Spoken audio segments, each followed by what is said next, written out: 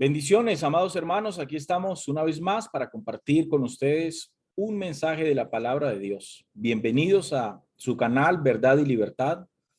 Esperamos que cada mensaje y que cada reflexión o enseñanza que desde este canal hemos venido compartiendo para todos ustedes, pues haya sido de bendición. Agradecemos a todas las personas, hermanos, amigos que comparten nuestros videos para poder de esa manera llegarle a otras personas con la verdad de la palabra de Dios. Verdad y Libertad es un canal donde compartimos la palabra de Dios, donde defendemos la fe, donde hacemos apología también, donde se denuncia la falsa doctrina y también se denuncia quién la está enseñando. De modo que esperamos, repito, que el trabajo que hemos venido haciendo pues haya traído bendición a sus vidas. Aquí estamos una vez más para compartir con ustedes otro mensaje de la palabra de Dios, una enseñanza que hemos titulado Solo desde adentro. Y bien, hermanos, hay algo que me genera mucha preocupación de algunas personas que hacen parte de la iglesia y que está ocurriendo en muchas partes, no solamente en Cali, Colombia, en Colombia misma y en todas las iglesias del mundo, porque veo en mi muro comentarios de muchos hermanos, eh, comentarios negativos acerca de un asunto que nosotros deberíamos prestarle muchísima atención y más en los tiempos en el cual estamos viviendo. Hablar del final de los tiempos, hermanos, del regreso de Cristo por su iglesia, ha generado algo dentro del corazón de muchos al pasar el tiempo, amados hermanos. Y ese algo que se ha generado nunca fue la intención del que predicó o del que ha venido enseñando acerca de la escatología bíblica, que es el estudio de la profecía del final de los tiempos en la Biblia. Y ese algo se llama incredulidad. ¿A qué me refiero? A mí me preocupa mucho eso porque uno nota una apatía muy peligrosa sobre este asunto. Es un pensar, no sé si consciente o inconsciente, pero es como piensan muchos. Es como una especie de, se ha hablado tanto de eso y no pasa nada, que yo como ya que ni creo que Cristo viene por su iglesia, yo como que ya ni creo que estamos viviendo el tiempo final, yo como que realmente ya ni creo que eso vaya a pasar. O quizás otros piensan, bueno, eso falta mucho finalmente para que eso se dé, para que eso pase. Y he notado esta actitud en muchas personas y he visto, repito, comentarios. He compartido personalmente con muchas personas, hermanos en la fe que han llegado como a esa conclusión. Y esa actitud de credibilidad, de incredulidad frente al tiempo que estamos viviendo, frente a las señales que hoy vemos reflejadas, plasmadas en el mundo entero, pues esa incredulidad sobre este asunto es muy grave, amados hermanos, porque ese tipo de hermanos, desafortunadamente, lo más seguro es que no se están preparando para la venida de nuestro Señor Jesucristo por su cuerpo, por su iglesia. Y ahí es donde tenemos otro problema en la iglesia de Cristo, y por eso esa empujadera, hermanos, a muchos para que hagan lo que ellos deben hacer. La venida de Jesús por su iglesia es una completa realidad, tiene todo el sustento bíblico para poder creer en esa doctrina del arrebatamiento de la iglesia. Y lo que ahora estamos viviendo en el mundo nos lo está diciendo, amados hermanos. De hecho, si nosotros miramos la retoma de Afganistán por los talibanes, esa situación en el Medio Oriente es más grave de lo que parece, amados hermanos. La declaración del grupo Hamas, haber declarado el día de la ira, el 21 de este mes de agosto, sobre Israel, donde declararon que van a atacar nuevamente a Israel, es sumamente grave. Todo eso que está pasando para muchos es normal, pero realmente no lo es. Quizás muchos siguen diciendo, pero bueno, eso ha pasado siempre. El punto, amados hermanos, es que son muchas cosas a la vez que hoy están pasando en el mundo. Sí, los problemas en el Medio Oriente han pasado hace muchos años, décadas, cientos de años. Pero la situación, amados hermanos, es que hoy, en el tiempo en el que hoy estamos viviendo, pues están pasando muchas cosas a la vez. Y creo yo que eso no es simplemente una coincidencia. Rumores de guerras y guerras en el mundo, hambres, pestes, terremotos, desastres naturales han pasado siempre. Pero estamos viviendo un tiempo donde estamos viviendo demasiadas cosas juntas. Hoy por hoy tenemos el problema de la pandemia, tenemos el problema de las vacunas, si son vacunas, si no son vacunas. A veces cuando uno habla sobre esto, la gente dice, no, es que los cristianos evangélicos están como generando una contra para que la gente no se vacune. Pero es completamente, o sea, es una mentira, no es cierta, porque realmente no es que un cristiano evangélico, un pastor haya dicho que la vacuna, lo que nos venden como vacuna no es vacuna, es que lo dijo un científico colombiano llamado Manuel Elkin Patarroyo. Entonces Manuel Elkin Patarroyo en una entrevista dijo, él como científico, dijo que la vacuna del coronavirus que hoy se está vendiendo no es una vacuna. Y le preguntaron a Manuel Elkin, ¿por qué no es una vacuna? Y él respondió ahí en la internet, ustedes pueden buscar esa entrevista. Y él respondió a esa pregunta que una vacuna no se puede hacer. Nunca en la historia científica se ha producido una vacuna en un año y medio. Entonces es muy extraño que para esta situación sí la hayan generado en un año y medio. Ahora tenemos entonces ese temor en algunas personas que tienen un poco de entendimiento de lo que hay detrás de todo eso. Entonces ahí tenemos la situación que unos se quieren vacunar, otros no se quieren vacunar. Ahora tenemos, por lo menos aquí en Colombia, una situación que se está presentando y es la necesidad de una tercera dosis. Eh, Imagínese una vacuna que necesita 3 dosis para inmunizar el cuerpo de la persona frente al virus. La cuestión del tapabocas, que si el tapabocas es correcto, que si no es correcto. También encontramos argumentos científicos y médicos que han dicho que un largo uso del tapabocas genera problemas también de salud en las personas. Eso lo han dicho muchos médicos y muchos científicos. No se ha logrado comprender que cuando se habla de virus y de bacterias, se hablan de dos cosas distintas. Un tapabocas puede contrarrestar quizás una bacteria, pero no un virus. Un virus puede entrar por los ojos, por cualquier mucosa del cuerpo, puede entrar por la nariz, puede entrar por los oídos o por los ojos, porque es un virus y que está en el aire. Entonces, tenemos muchas cosas que están pasando. Ahora, la obligatoriedad de esas vacunas, que para salir a ciertos países tiene que tener el esquema de vacunas. Entonces, todo eso ha generado una cierta cantidad de problemas, de preguntas, algunas con respuestas, otras sin respuestas. Tenemos el problema del conflicto en el Medio Oriente. Tenemos el problema de desempleo, no solamente en Colombia, sino a nivel mundial, a causa de toda esta situación que hemos vivido. Tenemos la quiebra de muchas empresas en el mundo, tenemos los problemas políticos en Latinoamérica, amados hermanos, problema de Venezuela, problema que hay en Nicaragua, la situación que se está viviendo en Cuba, etcétera, etcétera, amados hermanos. Tenemos también hoy el problema del supuesto calentamiento global, porque detrás de todo eso hay algo también. Tenemos la recesión económica a nivel mundial, tenemos la mayor potencia económica del mundo, que es China, al borde de un colapso por un rebrote de coronavirus. Colombia, mi país, a punto de entrar en una de sus peores una de sus peores crisis política de la historia. Hermanos, alguien se preguntará por qué. Y no sé si los que están viendo este video saben o pueden entender a qué me estoy refiriendo.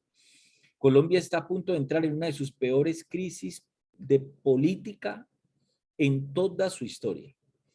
Como se han dado cuenta, lo que vivimos hace poco del paro, eso generó una revuelta en muchos jóvenes aquí en la ciudad de Cali. La juventud de nuestro país ha abierto los ojos, ha logrado comprender la corrupción tan bárbara que hay en la clase política de este país. Se levantaron los muchachos de primera línea, comprendemos que no todos son vándalos, muchos de los muchachos se levantaron con el propósito y el deseo de manifestar su descontento frente a la desigualdad social que hay en este país. Desafortunadamente, dentro de ese levantamiento genuino y con derecho que los muchachos hicieron, pues desafortunadamente se infiltraron algunos vándalos y por causa de estos vándalos delincuentes, pues entonces creyeron que todos los muchachos que se levantaron también eran vándalos y delincuentes. Eso fue uno de los peores errores que este país pudo cometer en contra de esos muchachos que se levantaron. Mucha gente quizás sin comprensión de la geopolítica en de la política en este país, el que no tiene un poquito de comprensión de cómo es que la política se mueve, entonces la gente dice, no, es que no hay necesidad de irse a las vías de hecho. Pero amados hermanos y amigos que están escuchando este video, desafortunadamente, una protesta que no se tome una vía de hecho, pues no es una protesta realmente. O sea, no sirve de nada que nosotros nos levantemos a protestar por una situación gubernamental y que simplemente nos paremos con un letrerito aquí en la mano que diga estoy en protesta y entonces te pares en el andén de una calle y no generes nada, ¿no? O sea, eso no genera nada. De hecho, la historia misma nos enseña que siempre que se quiso traer una transformación, y estoy hablando pues de la situación política, siempre que se quiso una transformación política en este país y en el mundo entero, siempre se necesitó que las personas se manifestaran y que de alguna u otra forma se tomaran las vías de ello. Entonces, esto es lo que está sucediendo, están pasando muchas cosas al mismo tiempo, y es en este tiempo en el cual nosotros estamos viviendo. Ahora bien, ¿por qué y para qué todo esto está sucediendo, amados hermanos y amigos? Para que la escritura se cumpla y el tiempo de los juicios de Dios sobre esta tierra puedan venir. Todo lo que está ocurriendo en el mundo, y aquí es donde yo entro a ¿cómo lo digo? Aquí es donde yo entro a debatir quizás con algunos hermanos de iglesias, pastores que creen que esta situación se va a ir de Colombia simplemente con una oración. Y resulta que lo que estamos viendo es el cumplimiento de algo que se tiene que dar, que tiene que pasar para que en la escena mundial aparezca un nuevo gobierno, una nueva moneda, una sola religión y salga entonces el gobernante que ya todos conocemos, que es el anticristo, el cual está registrado en la escritura. Entonces, eso es algo que el pueblo de Dios tiene que comprender. Y es lo que está pasando. Entonces, cuando se habla de todo esto, desafortunadamente, y lo he experimentado en carne propia, me he dado cuenta que muchos hermanos en la fe eh, sienten como una apatía, ya como que no creen, ya como que no hay una convicción de que realmente nosotros somos la generación que va a ver el regreso de nuestro Señor Jesucristo por su iglesia. Entonces, este mensaje va enfocado a eso. Necesitamos llenarnos de esa convicción de que los tiempos que estamos viviendo son los últimos tiempos y que, repito, la venida de nuestro Señor Jesucristo está muy cerca. Vamos al libro de los Cantares. Quiero compartir con ustedes aquí. Libro de Cantares. Vamos, por favor, al capítulo 5 de Cantares y vamos a leer del versículo 2 al versículo 8. Libro Cantares, del versículo 2 al versículo 8, dice así. Leemos en el nombre del Padre, del Hijo y con la dirección del Espíritu Santo de Dios. Dice el texto lo siguiente. Yo dormía, pero mi corazón velaba. Es la voz de mi amado que llama. Ábreme, hermana mía, amiga mía, paloma mía, perfecta mía, porque mi cabeza está llena de rocío, mis cabellos de las gotas de la noche. Me he desnudado de mi ropa ¿cómo me he de vestir? He lavado mis pies, ¿cómo los he de ensuciar? Mi amado metió su mano por la ventanilla y mi corazón se conmovió dentro de mí. Yo me levanté para abrir a mi amado y mis manos gotearon mirra y mis dedos mirra que corría sobre la manecilla del cerrojo. Abrí yo a mi amado, pero mi amado se había ido. Había ya pasado y tras su hablar salió mi alma. Lo busqué, dice el texto, y no lo hallé. Oh, perdóneme.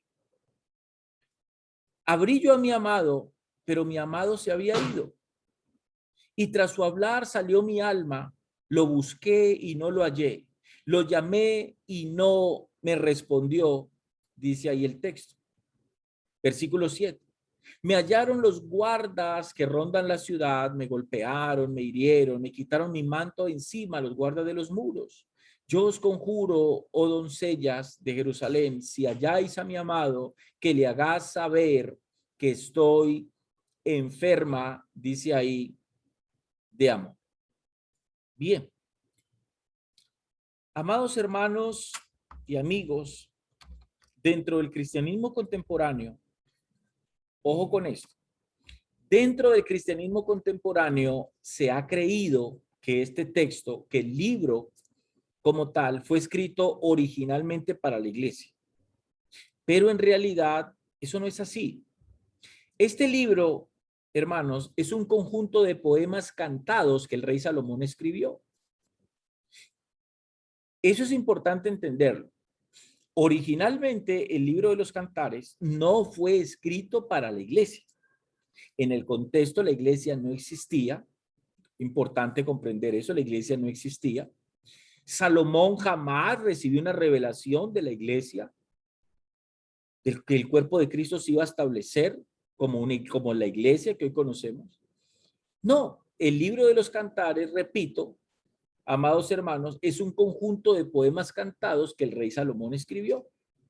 Ahora bien, posiblemente el texto que leemos apunta a una de las 1000 relaciones que Salomón tuvo con mujeres. Pretender entonces decir que este texto literalmente fue escrito para la iglesia o haciendo referencia a la iglesia de Cristo es un error de interpretación y es querer espiritualizar un asunto que habla del amor entre un hombre y una mujer, literalmente basado en un matrimonio o en un noviazgo. Ahora bien, pero la imagen, escuchen bien esto, la imagen que esta historia nos da a nosotros refleja claramente una realidad entre Jesús y su iglesia hoy, vuelvo y repito, la imagen que este texto nos da o esta historia claramente nos muestra una realidad entre Jesús y su iglesia hoy debido a la relación que Jesús tiene con cada uno de nosotros como iglesia. Voy a decirlo en otras palabras, o sea, podemos tomar el texto para hacer una referencia a la relación Jesús-Iglesia sin caer en el error de decir que el texto originalmente fue escrito para la iglesia. Y ahí es donde vamos a entrar. Ahora vamos a analizar el texto. El texto en el versículo 2 dice lo siguiente. Yo dormía, pero mi corazón velaba. En esta imagen poética, amados hermanos, nos relata que la doncella, que la muchacha del poema, que la doncella es descrita como estar dormida, pero a la vez soñando. Donde ella quizás no estaba muy segura si estaba dormida o estaba despierta. Esto es importante porque creo que todos en algún momento nosotros lo hemos experimentado. No sé si a veces creo yo que todos lo hemos experimentado cuando hemos estado cansados y nos acostamos en nuestra cama y entonces cerramos nuestros ojos o nos quedamos dormidos, pero entramos como en un sueño, en una pesadilla y uno no sabe si está durmiendo o está despierto. Creo que todos lo hemos vivido. Ese es lo que está reflejando la situación de la muchacha en el contexto que estamos leyendo. Y aquí es donde vamos aplicando esta misma situación a muchos dentro del cuerpo de Cristo hoy, porque muchos hoy dentro de la iglesia de Cristo viven así o están en la condición en la que está esta doncella de este imagen poética. ¿Cómo están? Están así, como que sí y como que no, no saben si están dormidos o están despiertos o viceversa, no saben si están despiertos o están dormidos. Esa es la condición de tibieza espiritual que hoy está atravesando la iglesia de Cristo, desafortunadamente. Ahora bien, dice entonces allí el texto, yo dormía, pero mi corazón velaba. Luego dice, es la voz de mi amado. Ojo, luego el texto dice, es la voz de mi amado que llama. Resulta que en su estado de media despierta, media dormida, la doncella escuchó la voz de su amado, ojo, de su amado. Ella misma está declarando, ella misma está confesando que esa voz de ese hombre que está allá afuera no es de un hombre que la está molestando a ella y que tan cansón ese hombre, no es la voz de un hombre que la está pretendiendo, pero que ella no está interesada en ese hombre. No, ella misma dice, es la voz de mi amado que llama. Entonces, en su estado de media despierta, de media dormida, el texto nos enseña que la doncella escuchó la voz de su amado, pero el problema es que es su amado, esa voz la escuchó fuera de la puerta. O sea, su amado estaba fuera de la puerta, no estaba con ella. Claramente, su amado no estaba a su lado, estaba afuera mientras ella yacía allí postrada en una cama.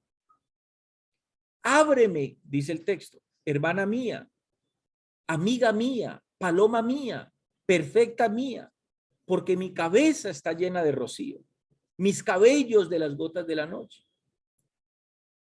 La voz del amado, amados hermanos, el sonido de su llamado hacia ella, ojo, debió apresurarla a abrir la puerta. Eso era lo lógico. ¿Por qué era lo lógico? Porque ella misma confiesa que él era su amado. Yo no coincido que una mujer esté en su casa y que en medio de una gran tempestad llegue su amado y toque la puerta y la mujer que está en la casa no tome prisa para abrirle a su amado. Es lo lógico, repito. Ella debió salir, apresurar, levantarse de su cama, abrir esa puerta, porque repito, era lo lógico, porque ella misma confiesa que él es su amado. Ella debió levantarse de una, montar chocolate o una guapanela, aunque sea, amados hermanos. ¿Por qué? Porque era la voz de su amado, era su amado tocando a la puerta. Pero no, resulta que no, la muchacha no lo hizo. Y esa es la actitud que uno entiende de muchos que dicen amar a Jesús. Dice el verso 3, es la respuesta que la doncella le da a la voz de su amado. Me he desnudado de mi ropa, dice ella, ¿cómo me he de vestir? He lavado mis pies, ¿cómo los he de ensuciar? Noten que es como si ella hubiera dicho, por favor, no me molestes, estoy demasiado cómoda. La doncella amada, amados hermanos, y la que supuestamente ama, le respondió a su amado con excusas. Es exactamente la figura, es exactamente la situación de muchos dentro de la iglesia de Cristo hoy. Tienen la capacidad de escuchar la voz de Dios, porque yo estoy convencido que cuando Dios nos habla a nuestro corazón, nosotros sabemos que es Él quien nos está hablando, quien nos está llamando. Hoy el Señor está llamando a muchos hombres y a muchas mujeres que tienen la capacidad dada por Él mismo para servirle al Señor en su obra. Y resulta que lo que están haciendo es sacando excusas. Le están diciendo al Señor cómo me debe vestir y cómo ya me lavé los pies, cómo me los he de ensuciar. Excusas. Yo sé que a Dios hoy está tocando el corazón de muchos que quizás dejaron de congregarse en el tiempo de la pandemia o por la crisis que hoy el mundo está viviendo, pero siguen sacándole excusas a su amado. Pero cuando hablan con alguien del Señor, ellos y ellas dicen que aman, que Jesús es su amado, que es lo más hermoso que tiene. Pero Él está a la puerta llamando y ellos siguen respondiendo como la doncella respondió. ¿Qué significa esta respuesta de esta doncella? que la comodidad para esta doncella, su comodidad estaba por encima del amor que ella misma decía tener hacia su amado. Esa es exactamente la condición de muchos hoy dentro del cuerpo de Cristo. Muchos hoy prefieren mantenerse en esa comodidad en la cual están que salir a atender el llamado de su Señor. Esa es la manera como muchos responden al llamado del Señor hoy. Versículo 4. Dice aquí el versículo 4, mi amado, y esto es importante, dice, mi amado metió su mano por la ventanilla, presten atención a esto, mi amado metió su mano por la ventanilla y mi corazón se conmovió dentro de mí. Hay un detalle que ha generado preguntas sobre esta traducción que estamos leyendo. Según el texto original, ¿cuál o qué era esa ventanilla? ¿Por qué? Porque otras versiones dicen, por ejemplo, la nueva versión internacional, voy a compartirla aquí. Resulta que la nueva versión internacional, amados hermanos, dice, mi amado metió su mano por el pestillo de la apertura. No sé si todos recuerdan, en las puertas antiguas hay un huequito donde entra una llave bastante, bueno, ¿cómo decir? Gruesita la llave. Pero hay algo interesante, dice, repito, la nueva versión internacional dice, mi amado metió su mano por el pestillo de la puerta. Pero es que metió su mano. Y meter la mano por un pestillo no encajaría. Es que ni siquiera el dedo cabría, pero ella dice que metió la mano. La nueva Biblia estándar americana dice, mi amado extendió su mano a través de la apertura. Tampoco me da mucha comprensión esta interpretación. La Septuaginta dice, mi pariente alargó su mano por el agujero de la puerta. Tampoco me explica mucho la escena. La versión King James dice, mi amado metió su mano por el agujero de la puerta. Es que dice que metió la mano. Y la nueva traducción viviente dice lo siguiente, mi amado trató de destrabar la puerta. Yo me quedo con esta versión, mi amado trató de destrabar la puerta. Yo me quedo con esta porque quiero pensar que la ventanilla es un acceso diferente a la puerta, pero que está cerca a ella. Dice entonces el verso 5, ya vamos a mirar eso. Dice, yo me levanté para abrir a mi amado y mis manos gotearon mirra y mis dedos mirra que corría sobre la manecilla del cerrojo. Aquí hay algo muy interesante, amados hermanos. Muy interesante. Resulta que el versículo 4, vamos a leerlo nuevamente. Dice, mi amado metió su mano por la ventanilla, dice el verso 4, y mi corazón se conmovió dentro de mí. ¿Cuándo fue que se conmovió el corazón de aquella doncella? Cuando ella vio que su amado metió la mano por la ventanilla y tomó el pestillo de la puerta que estaba por dentro de la puerta. Ahora bien, el amado cuando hizo eso, no lo hizo con la intención de violentar la puerta, de él abrir la puerta en vista que la doncella no quería abrir. No lo hizo por eso. En los tiempos antiguos se usaba mucho que los novios se acercaran a las puertas de las casas donde estaban las doncellas y dejaran allí ungüento, la puerta, untaban en los pestillos de la puerta fuera un ungüento, una especie de un aromatizante como señal de que el amado o el novio había estado allí a la puerta de su doncella. Entonces, cuando el amado metió la mano por la ventanilla y toma el pestillo que está por dentro de la puerta, porque no existen pestillos fuera de la puerta, los pestillos siempre están dentro de la puerta. Entonces, cuando el amado mete su mano por la ventanilla y toma el pestillo, repito, no lo hace con la intención de violentar la puerta, sino que él toca el pestillo que está, repito, por dentro de la puerta y deja ahí en ese pestillo algo.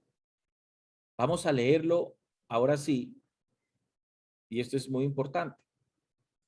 Vamos a leerlo aquí en el versículo siguiente, versículo 5.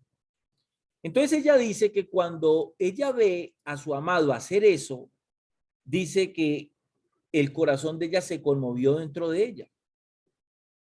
Entonces cuando leemos, repito, el versículo 5, dice entonces el verso 5. Yo me levanté para abrir a mi amado. Ojo, yo me levanté para abrir a mi amado. ¿Qué fue lo que la doncella hizo? Ahora sí se paró de su cama. Entonces ella va y se acerca a la puerta y toma con su mano el pestillo para abrir la puerta. Por eso ella dice allí, yo me levanté para abrir a mi amado. Pero resulta que cuando ella toma el pestillo de la puerta para abrir la puerta, sucede algo. Encuentra y halla un líquido quizás viscoso, y cuando ella mira su mano, dice entonces, y mis manos gotearon mirra y mis dedos mirra que corría sobre la manecilla del cerrojo. Noten esto. Me levanté para abrir a mi amado. Entonces, no fue que la doncella se rehusara a abrirle a su amado, fue que ella se tardó tanto en hacerlo.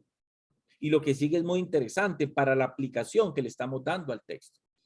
¿Por qué digo esto? ¿Por qué aplica a la iglesia? Porque es una referencia a la iglesia, o podemos usarla como referencia. Porque hoy en día muchos que dicen amar al Señor no es que estén decididos a no abrirle nunca a su amado, sino que es que se están demorando en hacerlo. Entonces ella dice allí, y mis manos gotearon mirra.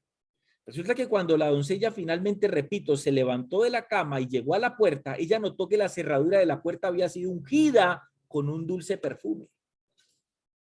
¿Qué era lo que había pasado? El amado había dejado en la cerradura, cuando metió la mano, repito, no para forzar la puerta, porque esa mirra era fragante. ¿Y por qué había hecho el amado eso? Como una señal de que él había estado allí. Y eso es exactamente lo que el Señor hace.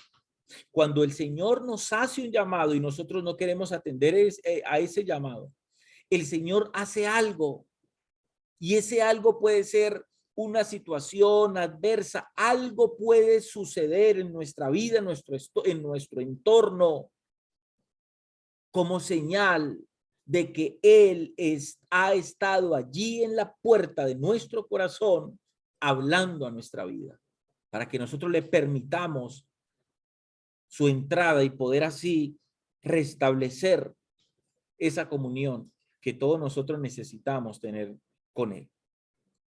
Entonces, el amado no metió su mano para forzar la puerta, sino para dejar allí, amados hermanos, repito, una señal de que Él había estado allí. Y alguien dirá, ¿por qué tiene que haber una señal? ¿Por qué el Señor tiene que dejar plasmado una señal de que yo no le atendí su llamado? Porque tarde o temprano, iglesia, amigo, tarde o temprano, lo creas o no, lo quieras o no, vas a tener que presentarte delante de ese Dios, delante de ese Señor. Y Él te va a decir con fecha, hora y lugar exacto, momento exacto en el que Él te habló y de alguna u otra manera te dio una señal para que tú supieras que era Él quien te estaba hablando, pero aún así tardaste en atender su llamado. Y esa es la condición en la cual muchos desafortunadamente hoy dentro del cuerpo de Cristo están. La Biblia de las Américas dice, yo me levanté para abrir a mi amado y mis manos destilaron mirra y mis dedos mirra líquida sobre los pestillos de la cerradura. Repito, yo no sé si usted conoce una puerta con pestillos por fuera. El pestillo es lo que se usa para asegurar la puerta y siempre está por dentro, nunca por fuera. Dice el versículo 6, abrí yo a mi amado, pero mi amado, dice el texto, se había ido. Esto es una cosa muy hermosa. Abrí yo a mi amado, pero mi amado se había ido. Dice, había ya pasado. Y tras su hablar, dice el texto, salió mi alma, lo busqué y no lo hallé. Lo llamé y no respondió. Noten ahora los roles, cómo se habían invertido. Donde una vez el amado llamó por su doncella y no escuchó respuesta, ahora la doncella llamaba por él, pero no le respondió. Esa doncella, como muchos hoy, neciamente había esperado demasiado para responder y en verdad estaba trabajando en contra de sus propios intereses. Hermanos, la presencia y el consuelo de su novio ya no estaba. Se había ido para ella. ¿Y se había ido por qué? Por no haber caído en la mundanalidad. No, no es que la doncella había caído en la mundanalidad, sino por pura pereza, amados hermanos. A veces la pereza es uno de los estorbos en muchos hombres y mujeres de Dios hoy, porque por pereza no están haciendo lo que deberíamos todos estar haciendo por la obra del Señor.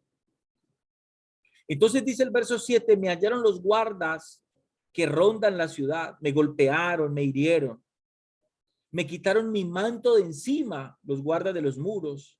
Yo os conjuro, oh doncella de Jerusalén, si halláis a mi amado, que le hagáis saber que estoy enferma de amor. Aquí es cuando llegan los problemas a la vida de aquellos que el Señor llama, pero ellos no quieren venir con una respuesta afirmativa a ese llamado, a decir, Señor, aquí estoy. Y así como el amado se fue, hay un momento donde el Espíritu Santo que Dios puso en nosotros puede irse de nuestras vidas. Porque ante todo Dios es bueno, es misericordioso, y esa bondad y esa misericordia de Dios le hacen a él no violentar el corazón del hombre, ni de su pueblo, ni de su iglesia. Dios a veces intenta hablar a tu vida a través de una situación, de una enfermedad, de un accidente, de un problema familiar, a través de cualquier circunstancia que nos pone entre la espada y la pared. Y es allí donde Él te está llamando y te está diciendo, busca mi rostro, busca conocimiento de mí, quiero manifestarme a ti. Es como si el Señor nos estuviera diciendo, y lo digo por experiencia propia, nada de lo que has buscado aquí en la tierra finalmente te va a llenar tu vida. Yo soy el único que lo puede hacer.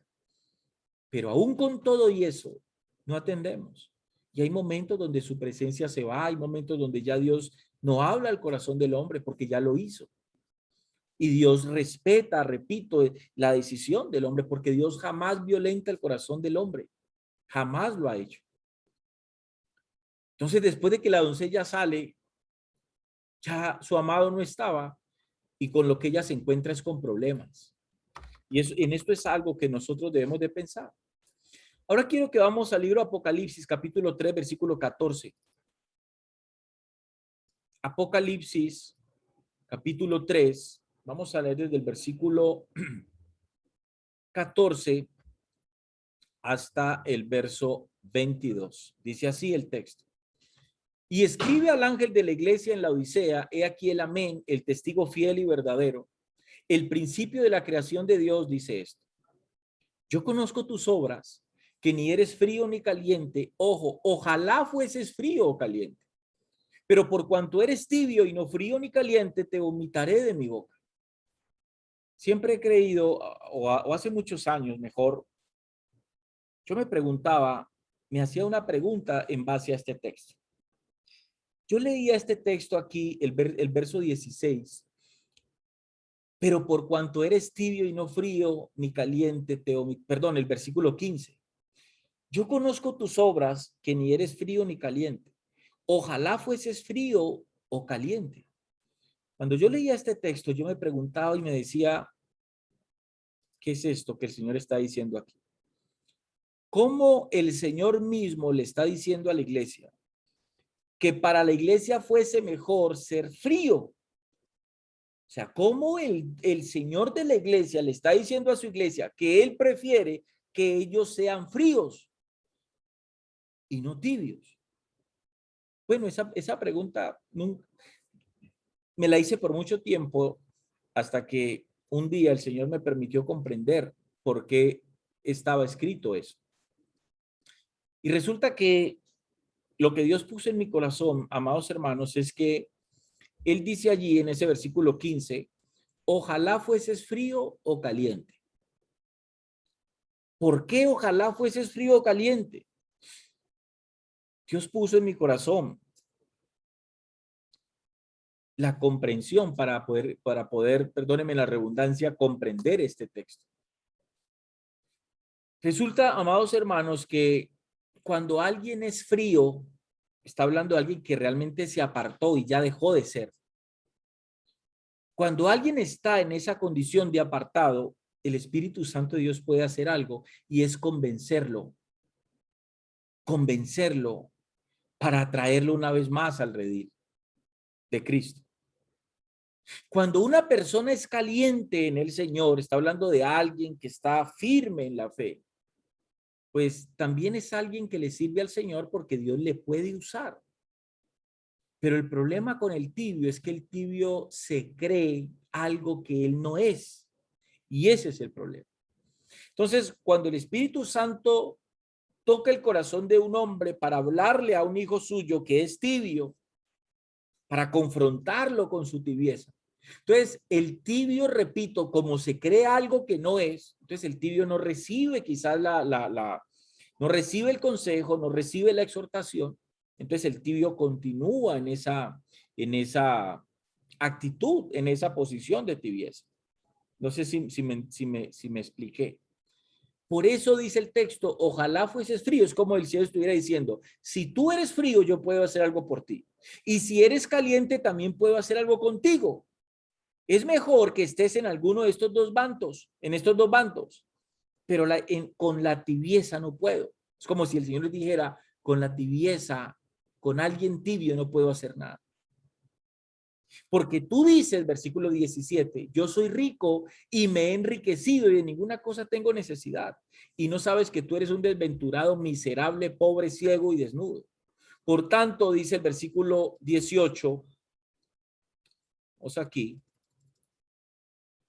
dice el versículo 18, por tanto, yo te aconsejo que de mí compres oro refinado en fuego para que seas rico y vestiduras blancas para vestirte y que no se descubra la vergüenza de tu desnudez y unge tus ojos con colirio para que veas. Yo reprendo y castigo a todos los que amo. Sé pues celoso y arrepiéntete. He aquí yo estoy a la puerta y llamo. Si alguno oye mi voz y abre la puerta, entraré a él y cenaré con él y él conmigo. Al que venciere le daré que se siente conmigo en mi trono, así como yo he vencido y me he sentado con mi Padre en su trono. El que tiene oído, oiga lo que el Espíritu dice a las iglesias. Amados hermanos, hay una historia muy conocida donde en un momento, en una exposición de arte, se presentó se estaba presentando la exposición de un gran artista. Dentro de todas las personas que entraron, amados hermanos, a la galería de arte, dentro de todas las personas que entraron a la galería de arte, entró un crítico de arte. De esas personas que saben mucho de arte y entran a hacer crítica de la exposición. Entonces, había un cuadro muy hermoso donde estaba plasmado una casa hermosa, un paisaje bellísimo, y la casa, obviamente, con sus ventanas, con su puerta. Y parado en la puerta, un hombre, era hermoso el cuadro. Entonces la gente pasaba y miraba, la gente no detallaba, o sea, como la intención no era crítica, era mirar, observar, entonces la gente pasaba el cuadro por alto. Cuando el crítico llegó al cuadro, se acercó y comenzó a detallar el cuadro. Y después de un tiempo que se quedó analizando el cuadro, el crítico llama al encargado de la exhibición y pregunta si allí estaba el que había pintado el cuadro. Entonces el encargado va y llama al pintor Y el crítico se presenta y el crítico le dice, señor, usted cometió un error en su pintura. ¿Se ha dado cuenta de eso o se dio cuenta de eso? El pintor puso sus ojos sobre la pintura, la analizó y le dijo al crítico, señor, no cometí ningún error. En dónde lo ve usted? Entonces el crítico le dijo, señor pintor, usted no notó o pasó por alto hacerle una cerradura o una manija a la puerta. Note la puerta de la casa, no es completamente lisa, no tiene una manija, nada. Y no tiene por dónde entrar una llave para abrirla. Entonces dijo el pintor, no señor, creo que el equivocado con todo respeto es usted. Es que ese cuadro, esa puerta que usted ve lisa, que no tiene manilla, que no tiene cerradura, representa el corazón del hombre. El crítico preguntó, ¿por qué? ¿Qué tiene que ver esa puerta con el corazón del hombre? El pintor le dijo, así es el corazón del hombre. El corazón del hombre solo se puede abrir desde adentro. Es una historia muy bonita y es una realidad. Por eso el título de este mensaje es Solo desde adentro. Porque Dios puede estar tocando el corazón de tu vida. Dios puede estar tocando el corazón de tu vida, pero Él no va a abrir la puerta. El texto que acabamos de leer es el Señor hablándole a la iglesia en la Odisea. Vamos a analizarlo otra vez. Dice el texto. He aquí, dice, yo estoy a la puerta y llamo. Si alguno oye mi voz y abre la puerta, entraré a él, dice el Señor, y cenaré con él y él conmigo. La pregunta es, ¿qué era lo que buscaba el Señor con su iglesia? ¿Qué buscaba nuestro Señor con la iglesia de la Odisea? Buscaba comunión. La comunión se había perdido. Y si ustedes leen el contexto del texto, se van a dar cuenta que la comunión se había perdido porque la iglesia era rica materialmente, que es el contexto de la iglesia contemporánea. El relato de la iglesia de la Odisea representa el tiempo de la iglesia en el final de los tiempos, una iglesia apóstata. Por eso es que nosotros encontramos a muchas denominaciones hoy que tienen miles y miles de asistentes y son ricos económicamente hablando, tienen capacidad económica. Y esa es la iglesia apóstata que hoy tenemos en nuestro contexto, en nuestro tiempo. Entonces, ¿qué buscaba el Señor con la iglesia? Buscaba comunión, porque Él estaba afuera. ¿Y por qué se había perdido la comunión? Porque la iglesia estaba más preocupada en las cosas materiales. La gente estaba más preocupada en las cosas de este mundo que son pasajeras, que son vanas, que en la presencia, que en la importancia de tener a su Señor dentro de su casa, dentro de su vida. Y ellos estaban convencidos quizás que el Señor estaba allí, pero no, estaba afuera, en la calle. Y Él llama para intentar, repito, establecer la comunión que se había perdido. Entonces, en este texto hallamos la misma figura de Cantares. Es el amado tocando a la puerta de su iglesia amada, esperando a que ésta abra. El nombre La Odisea, hermanos y amigos, significa el gobierno del pueblo.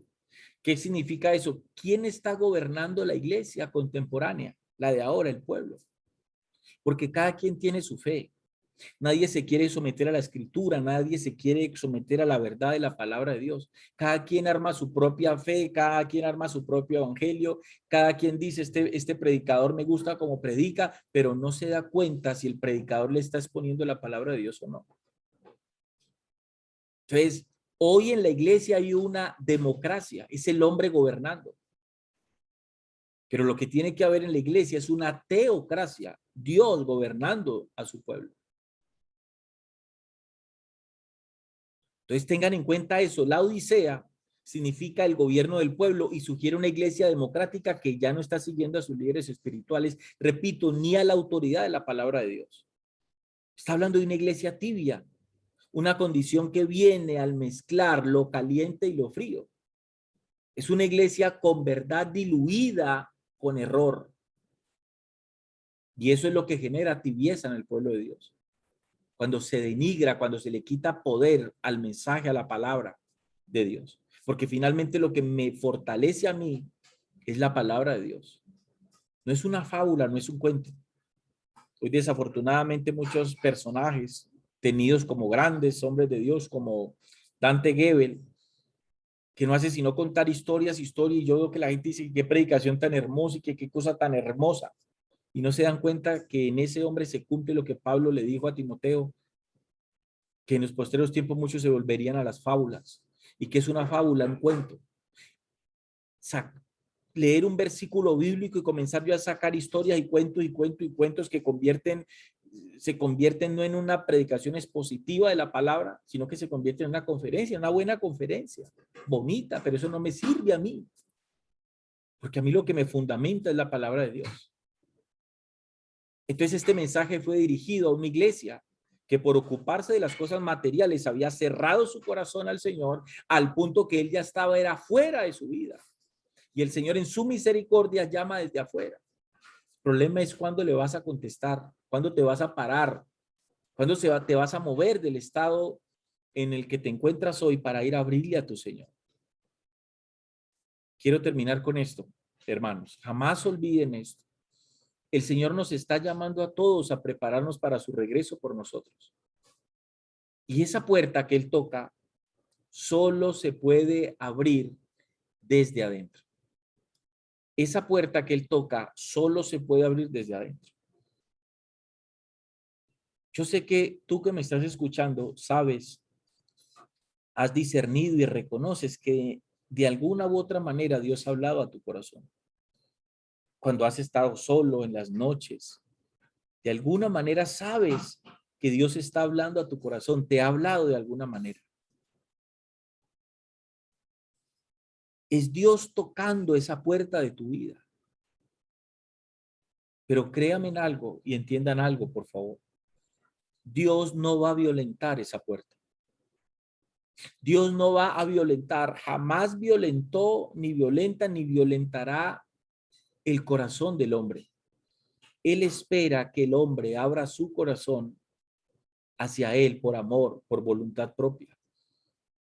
Porque el hombre reconoce que necesita de Dios. Entonces, lo digo porque muchas personas están esperando que es Dios quien abra la puerta o que tumbe la puerta, y Él no lo va a hacer jamás.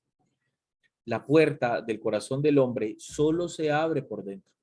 Eso quiere decir que eres tú quien tienes que abrir la puerta de tu corazón y de tu vida y permitirle al Señor que entre en tu vida para que Él pueda hacer de tu vida lo que Él quiere que tu vida seas. O si tú te has apartado del camino del Señor, para restablecer contigo la comunión que el pecado, que el mundo, que el sistema se encargó de dañar. Amados hermanos, espero que este mensaje les haya servido a todos. Un abrazo. Compártalo, por favor. Si a usted le ha parecido que es de bendición, déjeme su comentario, que para mí es muy importante leerlo. Que Dios les continúe bendiciendo a todos. Hasta una próxima oportunidad.